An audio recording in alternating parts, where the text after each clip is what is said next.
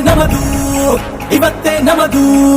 ನಗುತ್ತಾ ಬಂಧು ಬಳಗ ಸೇರೋ ದಿನವೇ ಹಬ್ಬ ಒಬ್ಬಟ್ಟು ಮದುವೆ ಎಲ್ಲೆಲ್ಲೂ ನಗುವೆ ಮುಹೂರ್ತ ಕೂಡಿ ಬಂತು ಹಾರಿ ಹೋಯಿರಪ್ಪ ಬ್ರಹ್ಮ ವರವಾಗಿ ನಮಗೆ ನಿನ್ನ ನೀಡಿದ ನಮ್ಮ ಯುವರಾಜ ನೀನೆ ಎಂದು ಹೇಳಿದ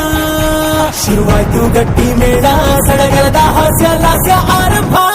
ಊರೆಲ್ಲ ಚಪ್ಪರ